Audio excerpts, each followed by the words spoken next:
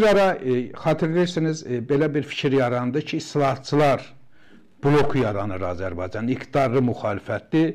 O zaman Amerikanın Cuva səfiri də təbii ki, bu işin içərisində yer alırdı. İqtisadiyyat naziri Fərhad Əliyev, müxalifətdə də Əli Kərimli, Cuva bunlar islahatçı rolunu oynayırlar.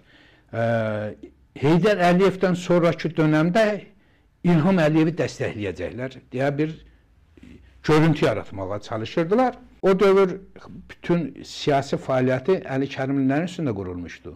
Müxalifətdə güclənmək və müxalifətdə güclənməklə yanaşı Elçibəyi tamamilə siyasi səhnədə nüfuzdan salıb təhqir etmək üstünə qurulmuşdu. Baxmayaraq Elçibəyin birinci müavini idi, Elçibəy təyin eləmişdi. Bütün təşkilatlanmada, qurduğu təşkilat və təşkilatlanma Elçibəyin əleyhinədir. Bunu Azərbaycan Xalq Cəbhəsində və siyasi hərəkətlənmədə hər kəs bilir. O zaman Elçibəyə sual vermişlər ki, sizin müavininiz sizə qarşı fəaliyyət göstərir, nə deyə bilərsiniz? Demişdi ki, mən Əli Kərimi gəncdir. Ona qarşı təbii ki, mübarizə aparacaq deyiləm. Mən onun arxasında duran güclərlə vuruşurum. Mənim mücadiləm, çünki bu gənc də onların əlindən xilas eləmək lazımdır onu. Tam əminliklə bilirik ki, Əli Kərimli Azərbaycan Xalq Cəbhəsində Elçibəyi tamamilə nüfuzdan salmaqla yanaşı təhqir edici bir siyasətin içərisində yer aldı və bunu bütün Azərbaycan bildi. Və sonraki proseslərdə bilirsiniz ki, tək Əli Kərimli bu prosesdə iştirak eləmədi. Əli Kərimli o dövr Ramiz Ənvəroviç tərəfindən idarə olunduğunu hər kəs bilirdi. Azərbaycan Xalq Cəbhəsində də bilirlər, Elçibəy bunu özəlliklə bilirdi. Azərbaycan Xalq Cəbhəsində də 3 nəfər burada iştirak edirdi, Zahir bəy. Qulam Hüseyn Əlibəyli məclis sədri, Asim Mollazadə Elçibəyin müavini, bir də Əli Kərimli. Asim Mollazadə Amerika səfirindən əlaqə saxlayır, koordinator rolunu oynayır. Fərhad Əliyev və digər hakimiyyətin içərisində olan gənc kadrlarla birlikdə iş aparırlar. O zaman bunlarla əməkdaşlıq edənlərdən biri də KVN-in o vaxtki rəhbəri idi, bilmirəm, Anar Məmmədxanov. O da bunların içərisində idi. O dönəm iki proseslərdən onu danışırıq ki, tamamilə Elçibəy siyasətini, Elçibəyin siyasi iradəsini sındırmaqla müxalifət içərisində Ramiz Ənvəroviç özünə yeni bir yapılanma yaradırdı. Bunu Ramiz hələlik əsas fiqur kimi Əli Kərimli üzərindən edirdi. Bunu da artıq bilməyən yoxdur. Sadəcə bugün Əli Kərimli çevrəsində kəmikləşən bir sıra gənclər var. İstəyirəm onlara bilsinlər ki, tarixə baxış edib yenidən 2025-ci ilə gəlsinlər və kimin yanında olduğunu bilsinlər. Əli Kərimliyə şuurlu xidmət eləmək istəyirlərsə yolları açıq olsun. Yox, bilmirlərsə öyrənsinlər. O zaman Blokun içərisində olan diskriminasiyalar, Elçibəyə qarşı Əli Kərimlinin qəzetələrinin təkramiz yazıları, Asim Mollazadənin bugün yanında olan mətbuat katibinin əməkdaşları qəzetələrdə hansı təkramiz yazılar yazıb, necə direktivləri Əli Kərimli verib, o haqda da açıqlamanı onu o zaman yanında olan adamlar verə bilər. Bugün iqtidarın yanında görünən Taleh Şahsuvarlı da bu haqda istəsəniz açıqlama verə bilər. Çünki məndən çox söhbət olub, işlərin içərisindədir. Qaranlıq mədanlar versə aydınlıq gətirə bilər. Çox adamlar var, Zahir bəy. Məsələnin mahiyyəti ona gətirib çıxarır ki, hətta 2000-ci il mart ayının hər halda 26-sı idi. Azərbaycan Dövlət Neft Şirkətinin vitse-prezidenti, bugünkü Cumhurbaşqanımız Sayın Əliyevin neft daşlarından bir açıq yayında çıxışı var idi. Orada bir cümlə işlətdi çıxışında. Əli Kərimliyə müraciətən dedi ki, mən sən deyiləm, liderimə xəyanət edeyim. Xatırlayırsınızmı ki? Bilmirəm. Elə bir fikri var, amma harda olub? 2000-ci il mart ayının 26-sıdır Zahir bəy, neft daşlarından. Sonra da təkrarı bu yaxınlarda. Təkrar bu yaxınlarda. Yenə deyir, amma mən onun səbəbini deyim Zahir bəy. 2000-ci ilin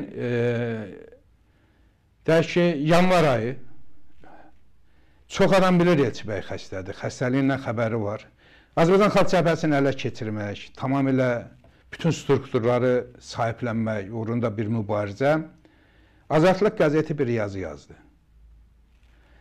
İlham Əliyev Elçibəyi təhqir etdi. İlham Əliyevin adından, dilindən bir sıra xoşa gəlməz sözlər var idi Elçibəy haqqında. Elçibəy o zaman reaksiya vermədi. Hər halda fevral ayının sonları idi. Jurnalist Elçibəyə sual verir. Əliyev sizi təhqir edən bir açıqlama verib, Azadlıq qəzeti də yayıb. Niyə bununla bağlı mövqe bildirmədiniz? Elçi bəy nə cavab versə yaxşıdır, Zuhar bəy? Deyir, o açıqlamanı, o sözlər, İlham Əliyevin sözləri olmadığını mən dəqiqləşdirdim, ona görə reaksiya vermədim. O sözləri Anar Məmmədxanov, Əli Kərimligillə bir yerdə oturanda, söhbət edəndə verib, deyib. Və Azadlıq qəzetinin dönəmin baş yazarı Qənimət Zahidov da bunu gözəlcə İlham Əliyevin adını yazır. Məqsəd, Elçi bəy İlham Əliyevin əleyhinə danışdırmaq və Elçi bəy tərəfdarlarını daha çox Əli Kərimli ətrafında cəmləşdirmək niyyəti güdülüb.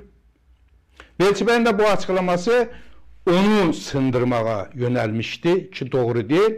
Və ondan bir ay sonra da 2000-ci ilin mart ayının 26-sında da İlham Əliyev neft daşlarında açıqlama verdi, canlı yanında. Dedi, mən sən deyiləm, liderimə xəyanət eləyəm. Ola bilər. Mövzu buradan nədən gedir? Dönəmin partiya rəhbərləri içərisində müxalifətin tam kontrol paketinin qurulması, Heydər Əliyevə nifrət edən Əli Kərimli üzərində qurulub. Media qruplaşması, bəzi Heydər Əliyevi təhqir edən yazılar yazan digər media qrupuna, patronuna, məşhur bir adama həvalə edilmişdi. Və eyni zamanda ayrı-ayrı adamlar o zaman daha çox çalışırdılar ki, müxalifət adı altında iqtidarla bir kəskin mübarizə obrazı yaradılsın ki, bu düşmənçilikdən milli qüvvələri sıradan çıxarsınlar.